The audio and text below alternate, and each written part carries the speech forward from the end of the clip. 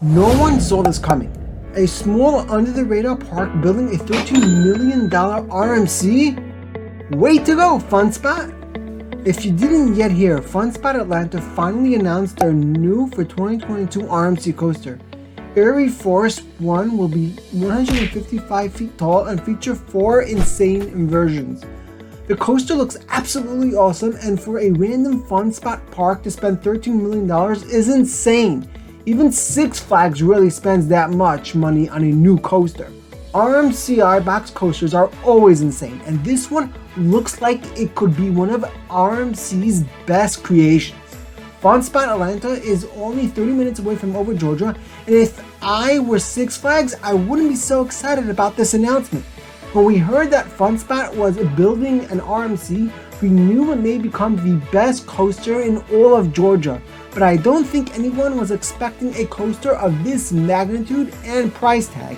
Airie Force 1 will be 156 feet tall and feature 3,400 feet of track. It has a first drop of 146 feet at 83 degrees with a maximum speed of 64 miles per hour and 4 awesome inversions. One of the inversions Airie will feature is the first ever Raven Trust Drive. It will also feature a 0G roll over the arcade building, which is crazy. It will be the tallest FunSpot coaster ever and their biggest investment yet. Something interesting to note about this coaster is it will feature steel supports unlike other RMCs. Correct me if I'm wrong, but I don't think any RMCs have steel supports besides for the Raptors, of course. If I had to guess, I'd say this is because of higher lumber costs, but it will be interesting to see how this affects the look and feel of this new attraction. Airie Force 1 looks like one of the best coasters ever, and I think it has the possibility of becoming a top 10 coaster. Who knows, maybe this coaster will compete with Iron Gwazi. Both Airie and Iron Gwazi are set to open in 2022, and both parks are in neighboring states, with Iron Gwazi being just south of Georgia in the state of Florida.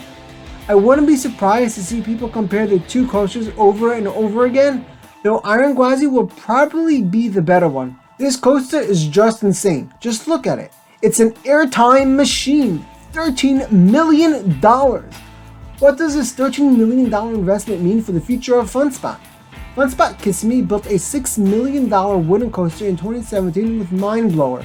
So I would expect another massive $6 to $13 million coaster to open at the Orlando FunSpot Park in the next few years. Maybe they'll outdo themselves with an even crazier RMC iBox coaster. Maybe they'll go for the Raptor. Who knows? Maybe they'll work with a totally different manufacturer. If their budget increases at the same rate, they will be spending $20 million on their next coaster, which is already in B&M land. Hold on. Am I really thinking FunSpot Orlando could get a B&M budget coaster soon?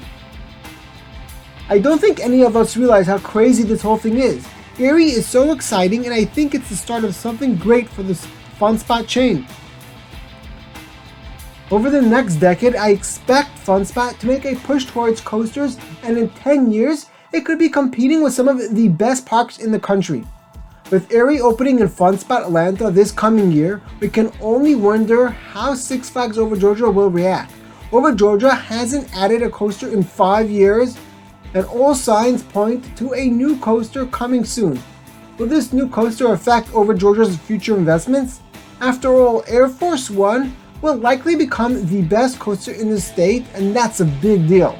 Six Flags Over Georgia may want to one-up FunSpot for the next coaster. I think Six Flags Over Georgia's best way to regain their spot in the Georgia theme park market and build a coaster that will become #1 in the state is by building a massive SNS Access coaster. Six Flags is working under a new business model, so hopefully they find it in their hearts to give Over Georgia a massive launched SNS Access coaster. If it opens in 2023 or 2024, it would become the first one in the US and could possibly be a top 10 coaster in the world. Over Georgia is the largest Six Flags theme park without a free spin, and that's why I hope they get the access. It fits the park and will rival FunSpot's crazy RMC. FunSpot is taking a huge risk with this coaster, and I think it will pay off. Something interesting to think about is if small parks like FunSpot are making their biggest investments ever. What does this mean for other larger parks? Come on, Six Flags, if FunSpot can afford this, you can afford a B&M Giga. FunSpot isn't the only small park making huge investments. A small park on Coney Island, New York, just made their biggest investment yet with a massive expansion and $6 million Vekoma family coaster, Phoenix. Silverwood just got their first coaster in almost 10 years with the RMC Raptor stunt pilot, and a random water park in South Dakota purchased a RMC Raptor. Is RMC to blame for this revolution?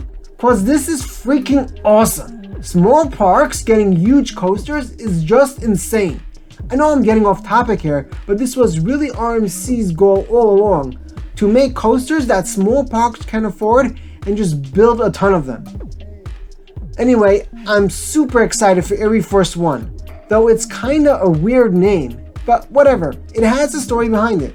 I hope this coaster forces Six Flags to build a massive SNS access coaster down in Georgia and maybe ignite a Georgia coaster war.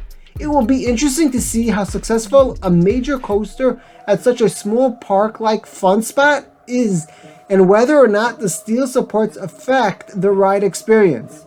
Zero-G stalls over the arcade building will also be epic, and the Airtime. Click here to see what coaster over Georgia is getting next.